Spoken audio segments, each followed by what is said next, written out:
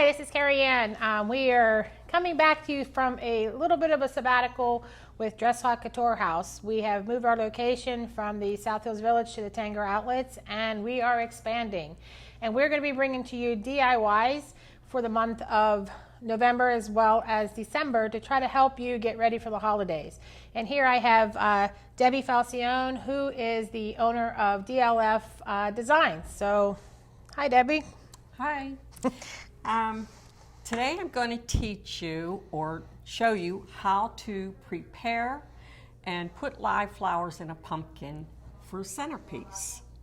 So the first thing you do is when you're doing the pumpkin, you usually cut down. But when you're doing it with flowers, you turn it and slice it straight down. The best thing to do is clean it out with ice cream scoop or something like that. The next thing is spray it with Pam inside, and if you're using the lid, on the lid as well, because it will help it last a little longer if you spray Pam in there. Wow, Pam is not just for cooking, it's for helping make the pumpkins last longer. And then the next thing is the foam. And I know most of you have cellophane. If I were working in the shop, I would have a container. But cellophane works just as well. So you put the foam inside the cellophane so that it's not all wet down in there. And then you can cut all the edges off.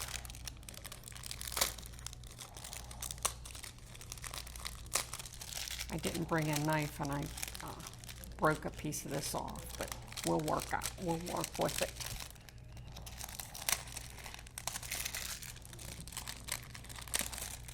Debbie also has a handy dandy tool belt that she has all her accessories in to do her flowers. So if you do this at home, have all your stuff ready to go. It's just a very simple waistband.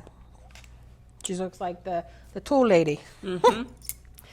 Okay, and then you just start designing. I'm going to start off with Grevillea, which will help make things sturdy in there, stay a little solid. This is a dyed Grevillea. So you just want to put it in there, however. Now, are these all live flowers? They are not all live flowers. The thing about doing things like this is you can go forage, but don't go somewhere where you're not supposed to go. I don't want you to tell anybody that Debbie said I could cut these flowers. Make sure you're allowed to be in that area, that you have permission to forage any flowers that you would like to put inside your pumpkin. And in the fall, they have the best. The berries and etc., things like that. Okay, and the next thing I'm going to put in would be some dyed seeded yucca.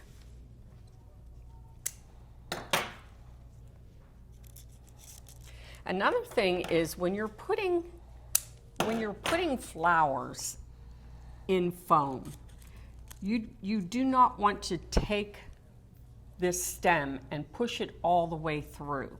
You only want to put it through so far, because if you put it in and you touch another stem, then the flowers won't last very long because they're not getting water. They're stem on stem.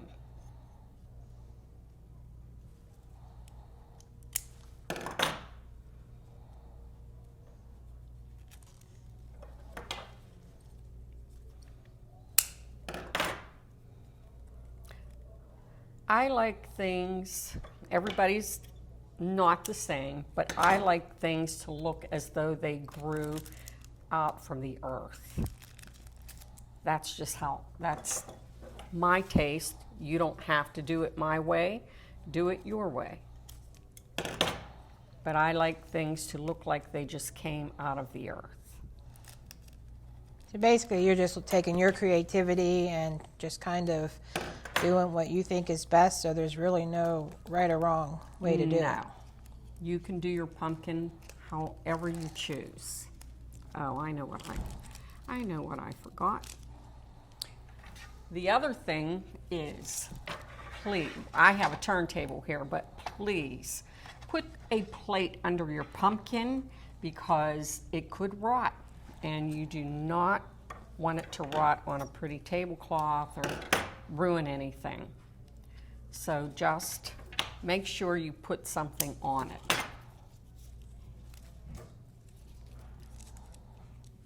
Underneath it. And there is no right or wrong way, as long as your flowers, as long as it's the way you like it.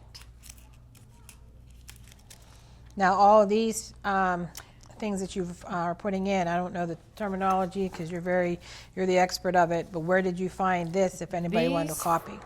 These flowers were bought at the wholesaler. And I also foraged some flowers and some berries, and I brought some fake cotton to put in here as well.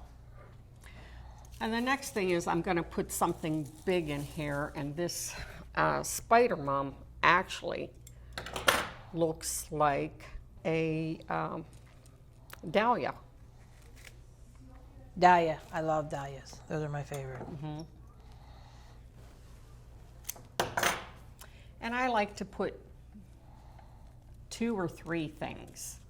And I don't put a bunch of one type of flower.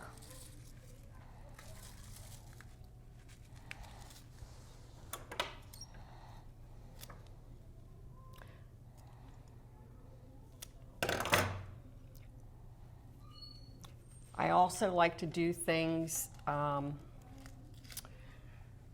in uneven numbers. I don't like even numbers, so I also like to do things in uneven numbers. This is Alstroemeria. Some of it's straight, some of it isn't. This one has a bend. This one is a little bit hanging. So I just put that. Another thing is when you're doing your centerpiece, make sure you do it, your flowers go as tall as the centerpiece. The pumpkin's this tall, so you want to go this tall, just as tall as the centerpiece. Another thing, a good suggestion is that when you are doing your centerpiece, put your elbow on the table and your fish straight up. The flowers should not go any higher than that because you won't see the person across from you. But this is okay because this is airy and you can see through that.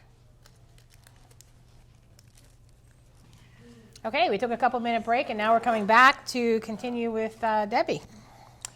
Okay, so I went ahead and I put some more seeded euc in here and another amaranthus.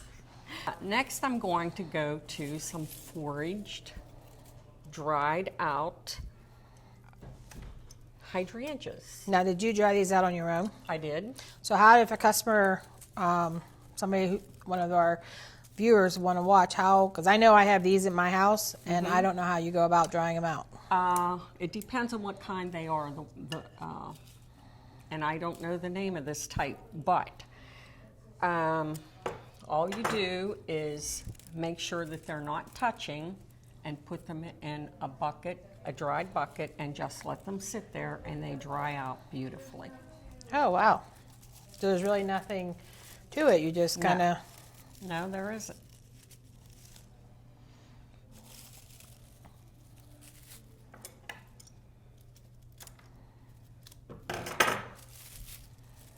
So really, this could be very inexpensive decoration to make. Oh. Exactly. It can be very inexpensive because just go out and pick things up. Just go pick things up.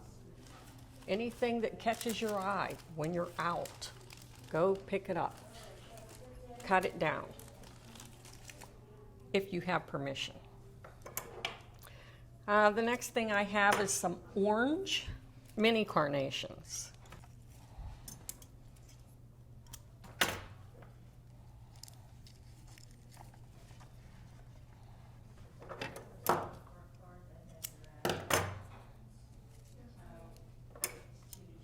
And sometimes I like to put things in deeper.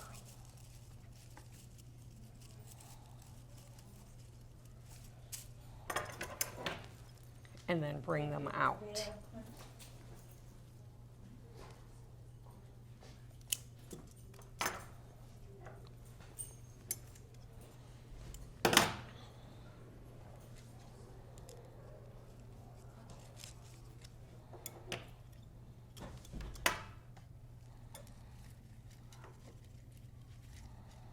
If you have a turntable at home, it does help because you can see all sides.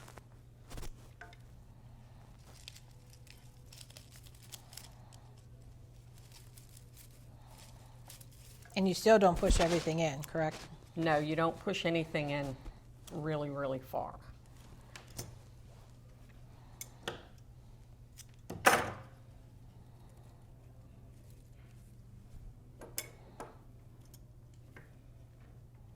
Now, the dried flowers, it wouldn't bother, but the live flowers, you have to be careful.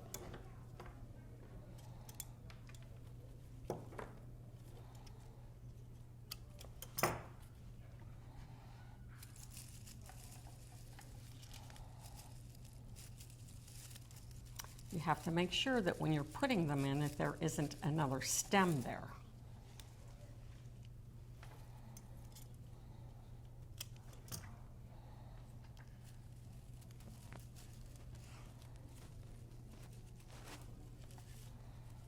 I also don't like anything to be even.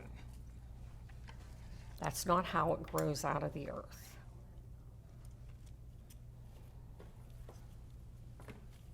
I'm looking for one that's open. So in the bridal industry, everything has to be perfect, but in the floral industry, you can just create it and make it look as if it's Right. just natural. It can look like it's just growing out of the earth, or if that's not what you like, and some people like symmetry, you can do it that way. I'm not a symmetry person. I always wore the messy hair and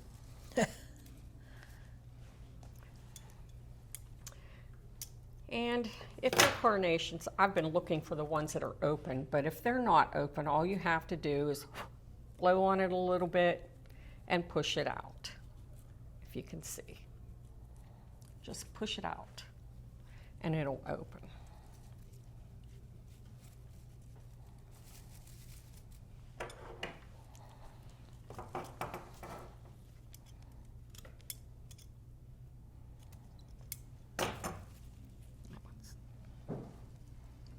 Short.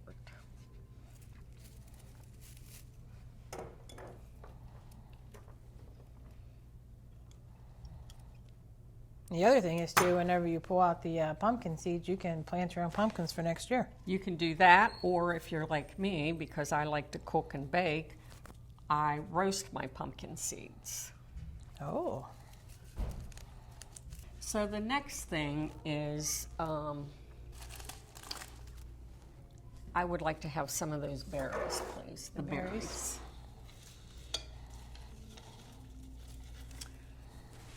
These berries were picked out of my yard. They're called bittersweet, and I have a ton of this in my yard.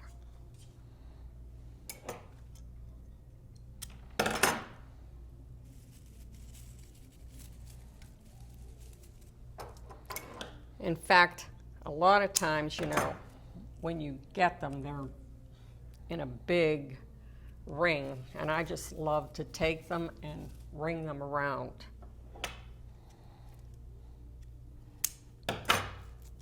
So do the deer eat these?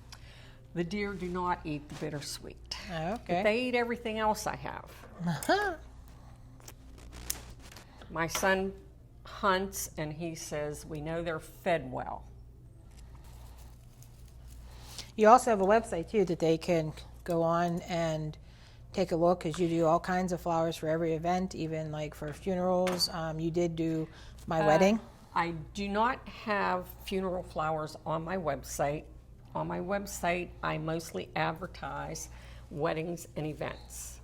I do funerals, but my passion is wedding and events. So I do not have the funeral flowers on my website.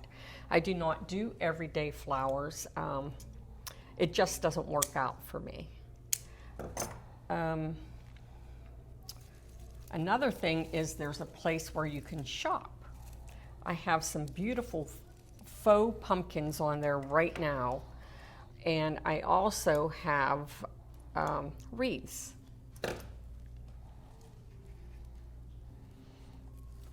And if there's something that a customer is looking for, do you do custom made I order? do custom made. I have orders coming already for the holidays.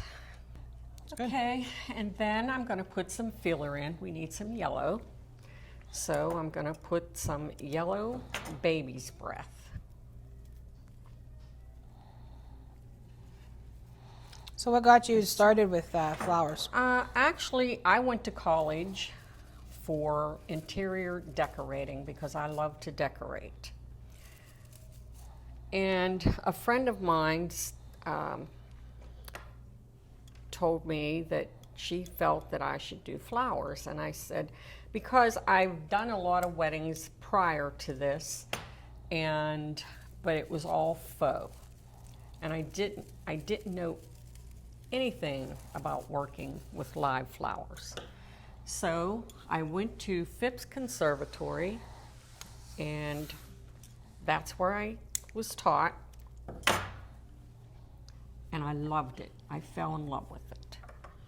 So I do a little decorating, but mostly I decorate with flowers. My husband owns a paint business, and I used to help him pick colors for clients. The one thing I can tell you by working with Debbie over the years, she does very unique projects. So it's not like your everyday floral decor. She really has a creative eye and a sense of going outside the box and giving you something very unique. So if that's something that you're looking for, she certainly will be your person. Yes, that's exactly what I like to do. I like to make what is called floral tattoos. And what it is flowers that stuck on an adhesive, and it just lays on your body, and it just stays there and sticks. And it's no more of those wraparound bands The for corsages. proms or corsages. I do necklaces, I do headpieces, I do many different things. I love either gigundous, make a statement type of pieces, or I love the tiniest detail with the flowers. I've done shawls, I've done boas, long boas, which the boa is really neat because you don't have to carry a bouquet if you don't want to. You can just do the boa, and when you're done, you can lay it in the middle of the table and have a centerpiece. Or you can put it on the back of your chair. It's really, really nice. It's a really nice thing. If you go on my website, you'll be able to see. You can see I'm not a floral person. It's all right. They get tangled. And as Carrie said, I like to be different. So I like to have an aha piece. So here is some real cotton. And there's your AHA. Did you get this from your yard too? I did not get this from my yard. I bought this. I have this in my bathroom in a container. I think I bought it at Shaker Woods, to be honest with you, and I haven't been in Shaker Woods for years. But I love the AHA. I never knew cotton came like that. That's crazy. Look, I'm learning something today too. Let me see. I can't see what I'm doing.